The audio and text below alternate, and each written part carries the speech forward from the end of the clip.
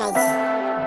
Mu Rwanda hose banga umwana uryaga yigaburo bamuhaye, kenshi na kenshi n'ibyo yarya bijya bitamo amarira, kuko babimuhana inkoni, kandi nubwo yarya byinshi bwaye ntajya ashyira uturaso ku mubiri.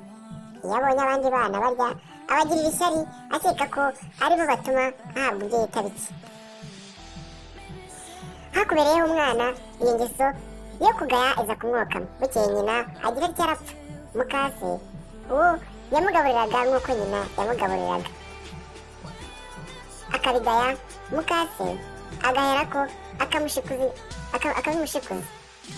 akanamukubita inkongi mu mutwe.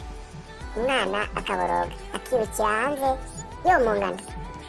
Bya biryo yagayaga abandi bana bakabyirira.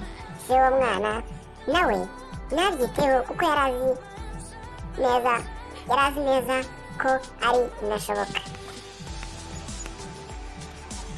Haciye iminsi umwana ahinduka ingegera, asigara atunzwe no kwiba ibyo arya mu mazu ya rubanda. Umusatsi umuririmbiraho, inzara z'intoki n'iz'amano zirashonguka koko. Ubwo amavunja amwarika wese.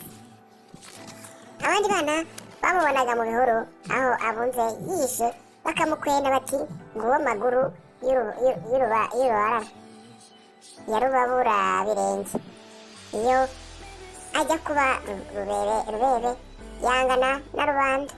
Ngicyo igisingizo cy'umwana w'ingagi watoye ingeso mbi y'ubusambo.